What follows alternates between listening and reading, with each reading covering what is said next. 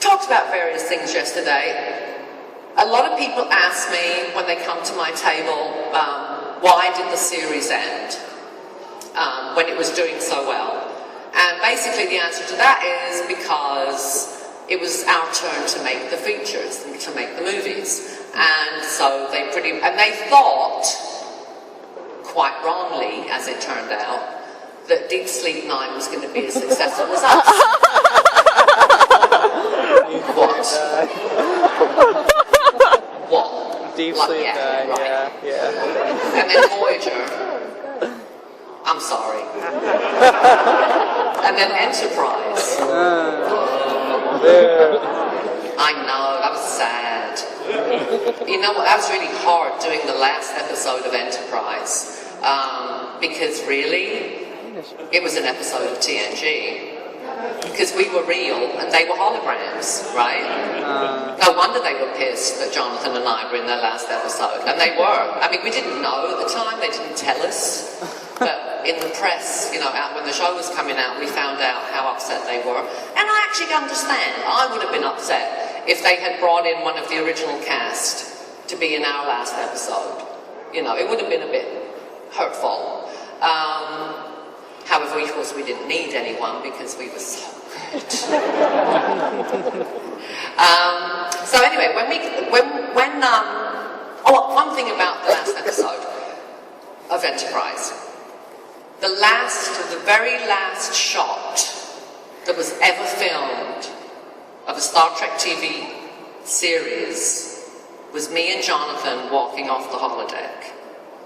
So Jonathan and I started the reincarnation of Star Trek on TNG, and we ended the Star Trek TV franchise. So historically, I'm kind of cool, you know, historically, kind of cool, so I'm actually quite pleased.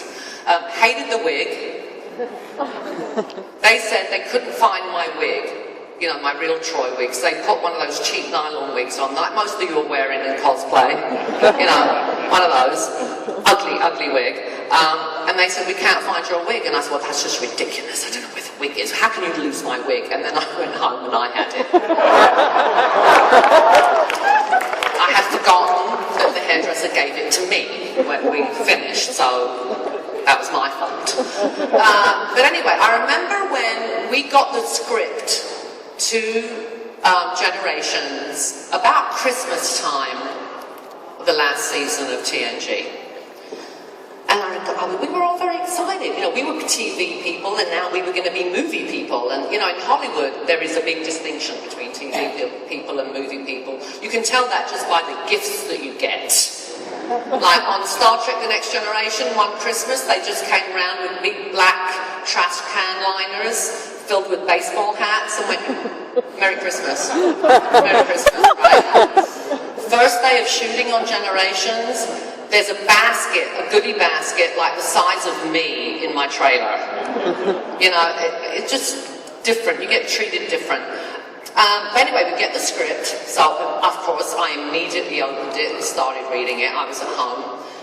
And I got to the part where I drove the Enterprise. Oh, my God. I get to drive the ship.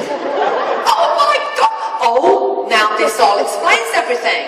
This is why I got promoted. Remember when I got promoted, right? Yeah. I thought that's why they made me a commander, because I get to drive the ship. Hey! So I called Michael Dorn, my best friend Dorney, and like, Dorney, I get to drive the ship! And he goes, have you finished the script? I said, no.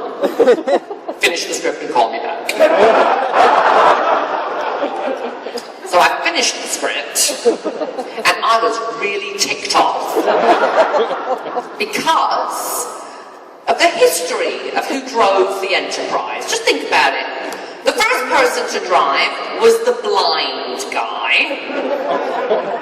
The next person to drive was the teenager, the child.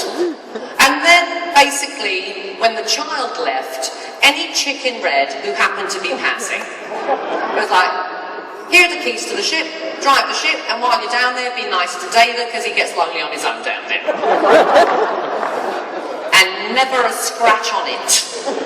Until Troy got to drive. Well, excuse me, but that planet just came out of nowhere, okay? Ridiculous. And not only did I crash the ship then, but then I had to crash the ship again in Nemesis. Under orders. I was just following orders, like a good Nazi, I was just following orders. Ridiculous. This is part of the sexism, you know, in Hollywood, that it has to be a chick driving when the ship crashes, right? But there were certain things that, because we film, obviously I only go into work, well, all of us only go into work on the days that we're filming, that we're in the scenes. So there were, you know, there are whole swathes of the movie that I haven't seen, that I know nothing about, because I wasn't there when they filmed it. So I remember when the first time I saw Generations, I was actually in New York with Patrick. Okay, rephrase. Patrick and I were in New York together.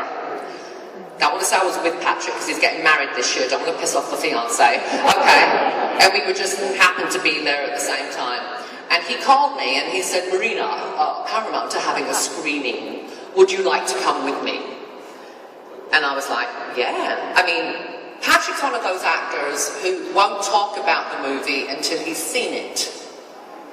That doesn't apply to the rest of us.